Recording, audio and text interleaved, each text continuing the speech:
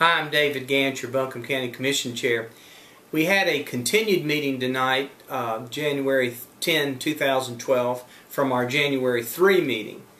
Tonight's meeting was a discussion and a presentation of our salary comparisons and our salary information from our Health and Human Services group. This stems from a request the Commissioners made in the summer to study the salaries, to take a look at them and see if we're paying people fairly and if we're paying comparable to other areas.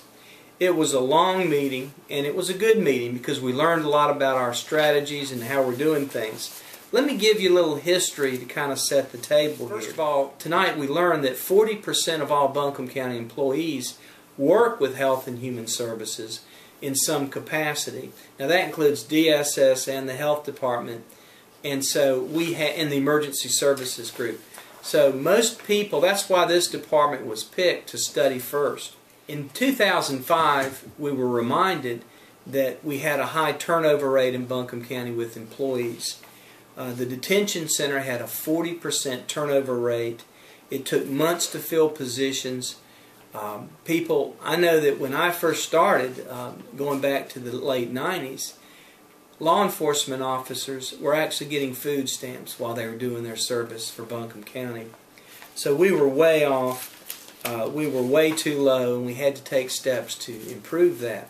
We added benefits. We learned that before we added these benefits, we actually had to park some ambulances because we didn't have qualified drivers to drive them. So it was affecting some of our core services, some of the things that I promised you that we would deliver to you without question 24/7. We learned that our strategy has been to stay a little bit above the curve. And by that, I mean that Buncombe County compares our salaries to the top 10 urban counties in North Carolina. Now certainly we're totally different than Mecklenburg County, but we're pretty similar to Gaston and Cumberland counties. They're more our size, they're more our population mix. Our strategy has been that we will try to get the best people, because when you do that, you eliminate a lot of turnover, which is extremely expensive to our operation. Some of the specialized folks might take $70,000 to $80,000 to train, and then if they leave because they have low salaries or find better salaries nearby, we've wasted all that taxpayer money. So it's a good idea to get low turnover, have pride in the community, have pride in the work, and then do partnerships when we can. That the healthcare system in Buncombe County, which is probably one of our most important systems, has been greatly increased because we partnered with people, which did affect employees. Let me give you the number. The last year we ran our health system, which covers everybody. Now we had universal health care for everybody in Buncombe County. We spent $4.5 million and we saw 9,000 people.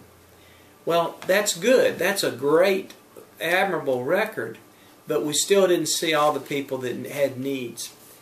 We have partnered with various organizations, particularly Western Carolina Community Health Service, and now we're putting $2.3 million, so we cut it almost in half, but we're serving over 13,000 people last year.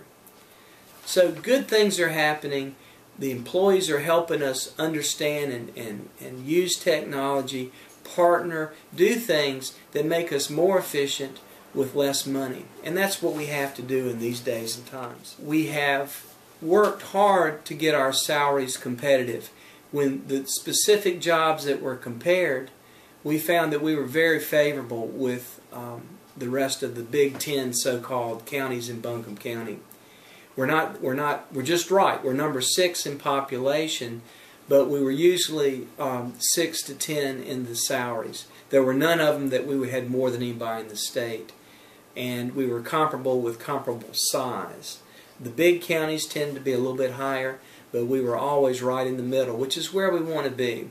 We want people to stay here. We want the collective experience and knowledge, specialized training. We want all those benefits because we have found that we can do more with experienced people for less money. It nets out less instead of having to continuously hire people. We learned tonight that a lot of the positions had 100% turnover back when we didn't pay much because they were always looking for new jobs.